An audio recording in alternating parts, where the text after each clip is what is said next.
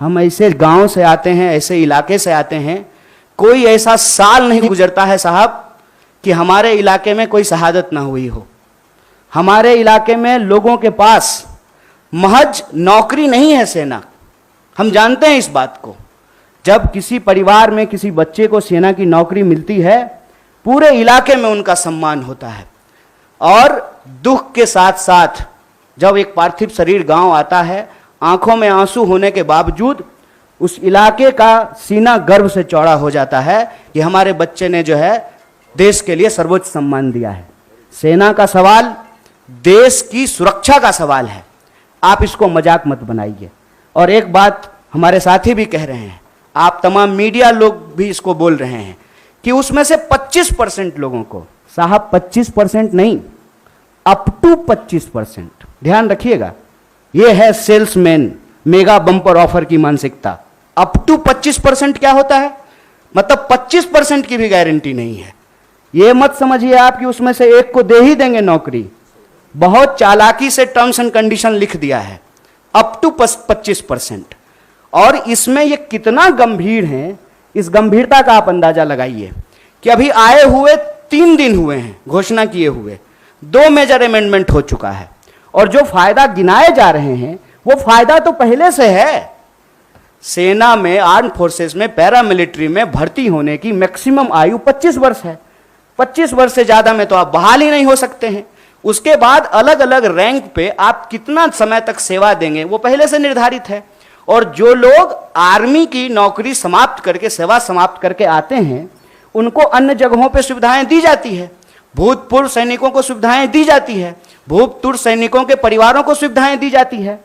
और आप में से बहुत सारे लोग, मैं बहुत साधारण बात करता हूं, मुझे लंबी चौड़ी बात करनी नहीं आती है, क्योंकि कहते हैं जाके पैर न फटे बिवाई, वो का जाने पीड़ पड़ाई। हमको पता है कि आर्मी में कौन लोग जाते हैं।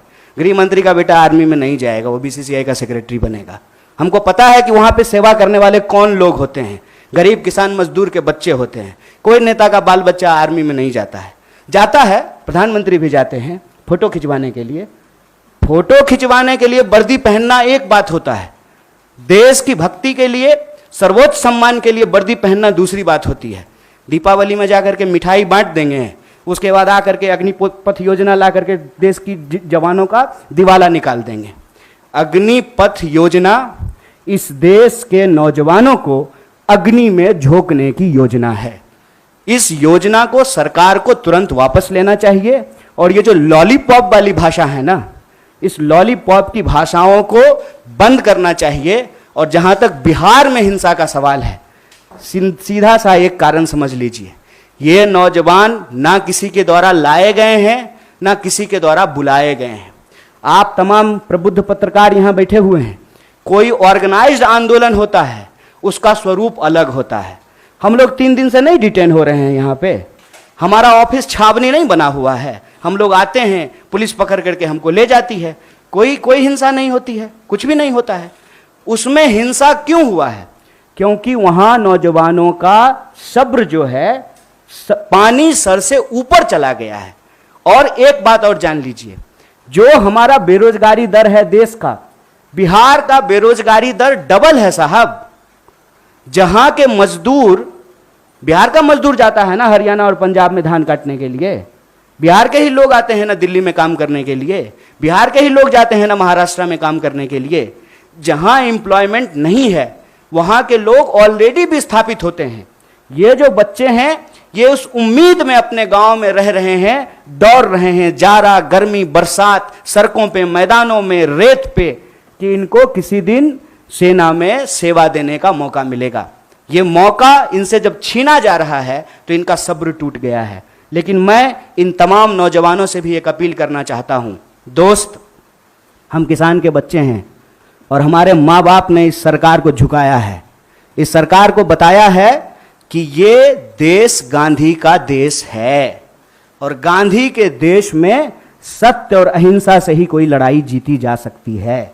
इसीलिए भारतीय राष्ट्रीय कांग्रेस की तरफ से इस आंदोलन का पूर्णतः समर्थन करते हुए सरकार से यह अपील करते हैं कि इसको वापस लीजिए और नौजवानों से अपील करते हैं कि देश की संपत्ति को मत जलाइए, मत जलाइए, क्योंकि कल को आपको वही संपत्ति इसी प्रधानमंत्री से बचाना भी है, क्योंकि देश की संपत्ति ये दोस्त को बेचने वाले हैं।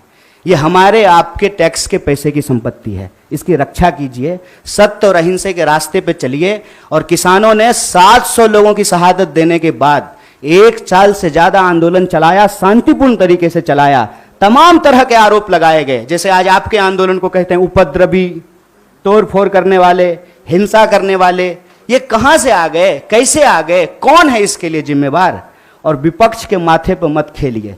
विपक्ष की बात जनता अगर सुन रही होती तो आप देश के प्रधानमंत्री नहीं होते। इसलिए प्रधानमंत्री होने के चलते मैं आपसे अपील करता हूं कि इस योजना को आप वापस लीजिए। बहुत बहुत धन्यवाद, बहुत बहुत शुक्रिया।